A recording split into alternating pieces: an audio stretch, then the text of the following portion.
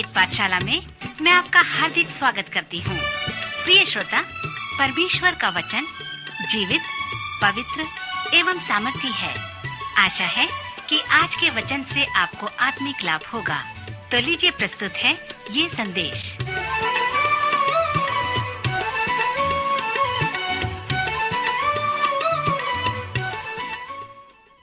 नमस्कार श्रोता मित्र, वेद पाठशाला की अगली कक्षा में आपका स्वागत है।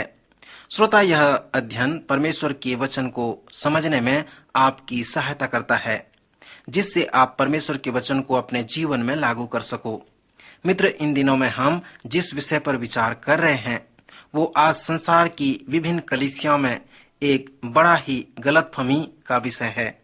पिछले चरण में हम पहला कुरिन्थियों के 12वें अध्याय पर सर्वेक्षण कर रहे थे, जहां पर पौलुस कलीसिया में पवित्र आत्मा के कार्य और स्वभाव के विषय में बताया है। पहला कुरिन्थियों के 14वें अध्याय में पौलुस ऐसे समस्याओं का सामना करता है जैसे आज वो समस्याएं हैं। कुरिन्थ के चर्च पौलुस के आश्चर्यकर्म वाले चर्च थे। पवित्र आत्मा का वरदान उस कलीसिया में प्रकट थे, जैसे चिन्ह व चमत्कार, भाषा और भविष्यवाणी, आश्चर्य कर्म, इस प्रकार के अनेक वरदान प्रकट थे। जब आप 12, 13 और 14 अध्याय का अध्ययन करेंगे तो आप इसकी कल्पना कर सकते हैं और जिन समस्याओं को पौलुस ने सामना किया आप उन्हें जान सकते हैं। आज भी उसी प्रकार की समस्याओं का सामना अनेक पास्टरों को करना पड़ता है। जब लोग पवित्र आत्मा के प्रकाशन को प्राप्त करते हैं और अन्य अन्य भाषा बोलते हैं तो वे सोचते हैं कि कलीसिया में वे उनसे सर्वोच्च हैं, जो अभी तक उस प्रकाशन को नहीं प्राप्त कर पाए हैं।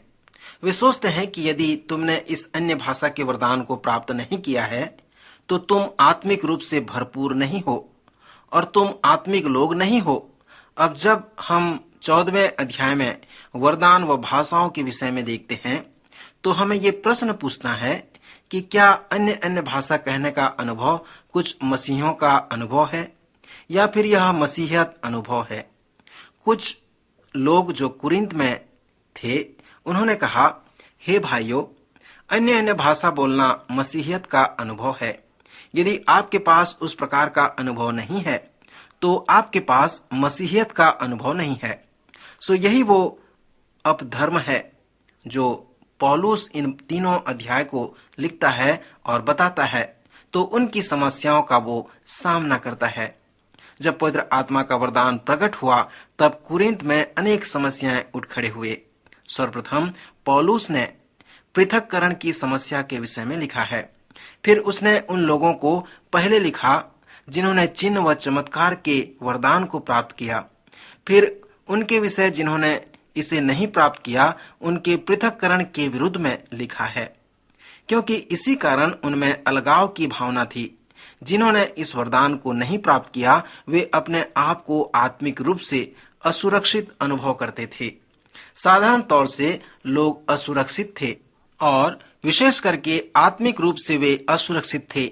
इसलिए यदि आप किसी से कहें कि मैं नहीं सोचता कि आप अभी तक सचमुच में आत्मिक हैं कि नहीं, सो वे इसे न प्राप्त कर निराश हो जाते थे, जिसके कारण वे अलगाव का अनुभव किया करते थे और वही अलगाव उन्हें विभाजित कर देता था और इस प्रकार से मसीह की देह में विभाजन पैदा हो जाता था। सो इस प्रकार का अनुभव करने के बाद वे मसीह की देह में बने नहीं रहते थे और दूसरे चर्च में जाया करते थे, जहां पर वे प्रथम स्तर के आत्मिक लोग कहलाते थे। सो जब पौलुस ने इस प्रकार की समस्या का सामना किया तब उसने ऐसा लिखा। पौलुस के अनुसार पवित्र आत्मा के कार्य के विषय में अनभिज्ञ रहना गलत था। इसलिए उसने लिखा कि मैं नहीं चाहता कि पवित्र आत्मा के कार्य के विषय में तुम अज्ञात रहो। कुछ लोग थे और वही गलती था। पवित्र आत्मा के विषय में वचन जो कहता है तुम उसके कार्य के विषय में अज्ञात न रहो। पवित्र आत्मा के विषय में दूसरी जो गलत स्थिति थी कि वे उसके कार्य से अज्ञात थे। मैं जानता हूं कि कुछ लोग जो हैं पवित्र आत्मा के कार्य के विषय में जानते हैं, परंतु वे इसमें भाग लेना नहीं चाहते। वे इसके विषय में न तो प्रचार करना चाहते हैं और न ही सीखना चाहते हैं। और न ही इसमें भाग लेकर आगे बढ़ना चाहते हैं। क्योंकि यह विभाजक है और वे ऐसी कोई समस्या नहीं चाहते हैं, इसलिए वे इस पवित्र आत्मा के विषय में अनभिज्ञ रहते हैं और इस प्रकार करते हैं जैसे कि वचन में ये तीनों अध्याय नहीं हैं। एक मनुष्य ने मुझसे कहा कि इन तीनों अध्याय को मैं अपने बाइबल से फाड़ डालूंगा क्योंकि वे उसे अनेक लोगों से पृथक कर देते हैं। पर अब जब आप इस प्रकार करेंगे तो आपका कठिनाई और भी बढ़ जाएगी। आप कठिनाई में पड़ जाएंगे। यदि आप पवित्र आत्मा के कार्य को समझ जाएंगे तो आप ऐसा नहीं करेंगे, वरन आप उन्हें याद कर लेंगे। मित्र, पवित्र आत्मा के कार्य से अज्ञात रहना गलत है। फिर पौलुस अगले गलत स्थिति के विषय में बताता है कि पवित्र आत्मा के उस विशेष प्रकाशन की पूजा करना भी गलत है। कुरिन्थ के लोग कुछ इस प्रकार से कार्य करते थे। कुछ लोग उस विशेष चिन्ह व चमत्कार की पूजा करते थे। अन्य वरदानों को छोड़कर जिस वरदान को वे प्राप्त किए थे वे उसकी पूजा किया करते थे। फिर उसने पवित्र आत्मा के कार्य के अगले गलत स्थिति के विषय में बताया है, जो इस प्रकार का है कि पवित्र आत्मा के कार्य को प्रवर्तित करते थे। आइए मैं इसके विषय में आपको समझाऊं। पवित्र आत्मा के ये प्रकाशन आत्मा के वरदान कहलाते हैं। अब वरदान क्या है और देने की आत्मा क्या है? पवित्र आत्मा आश्चर्य रूप से उस वरदान को आपको देगा जिसकी आप कल्पना भी नहीं करते। वचन में हम देखते हैं कि ये सब कार्य वही एक आत्मा करवाता है और जिसे जो चाहता है उसे वह बांट देता है। इसे हमें मांगने की आवश्यकता नहीं पड़ती, पर इसे आश्चर्य रूप से हम प्राप्त करते हैं। यीशु ने कहा, यह परमेश्वर की भली व सिद्ध इच्छा है कि वह तुम्हें राज्य दे।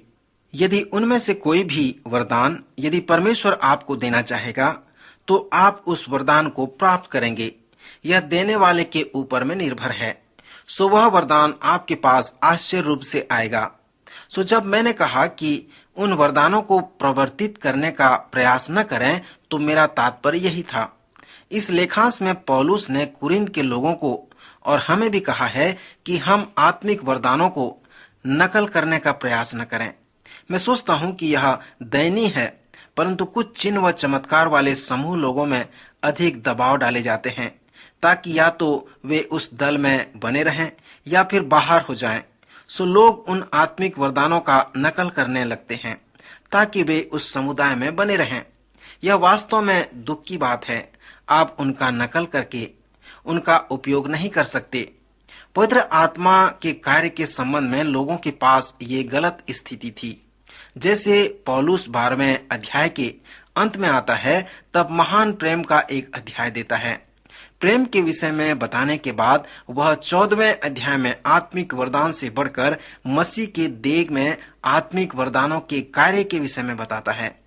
12वें अध्याय में उसने आत्मा के वरदान के विषय में बताया है, जो इस सत्य का प्रमाण है कि पवित्र आत्मा हमारे ऊपर आया और हमारा अभिषेक किया है।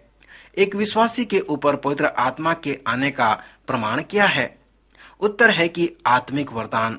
13वें अध्याय में पौलुस ने पवित्र आत्मा की भरपूरी के विषय में बताया है और वो प्रमाण है प्रेम। फिर 14वें अध्याय में पौलुस ने बताया है कि जब पवित्र आत्मा हम में है तो उसका आदेश हमारे लिए क्या है, हम कैसे उसका अनुसरण करें, कैसे उसे पाने की धुन में लगे रहें।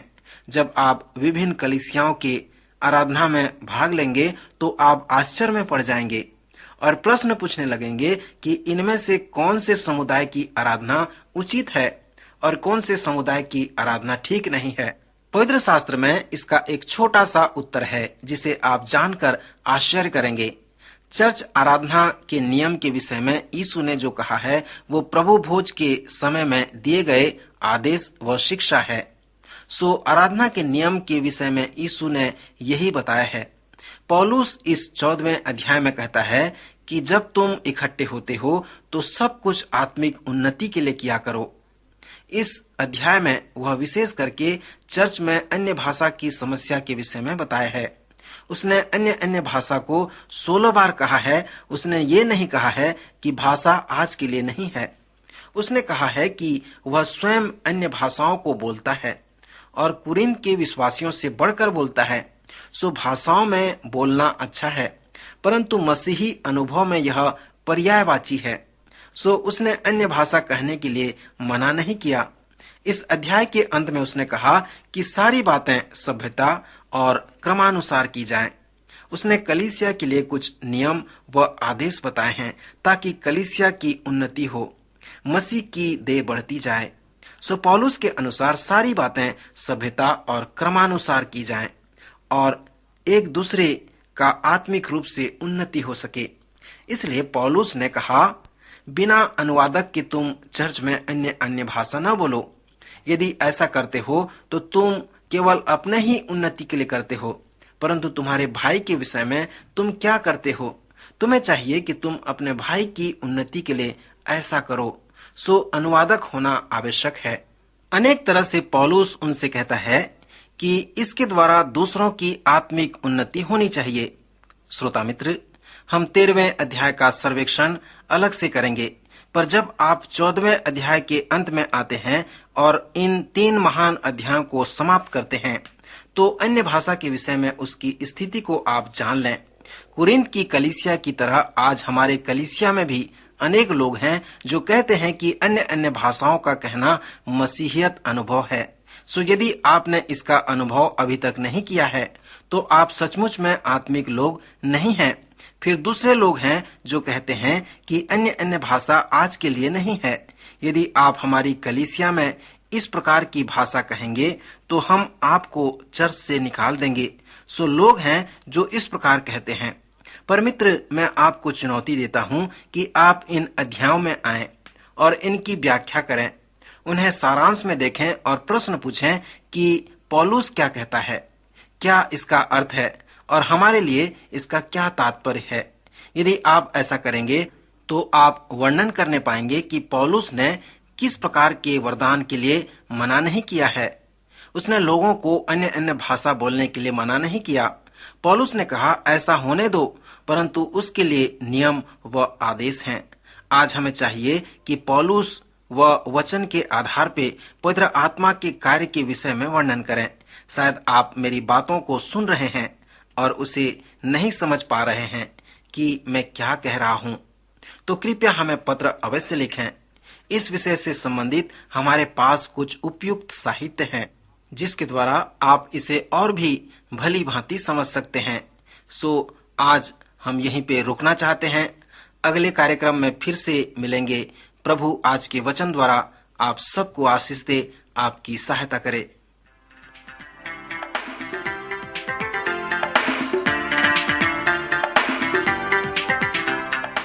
अभी आप सुन रहे थे कार्यक्रम वेद पाठशाला। श्रोता, हमें विश्वास है कि इस कार्यक्रम के द्वारा आपको आशीष मिली है। यदि इस कार्यक्रम के विषय में अधिक जानकारी प्राप्त करना चाहते हैं या बाइबल अध्ययन से संबंधित कोई प्रश्न हमसे पूछना चाहते हैं, तो आप हमें इस पते पर लिखें।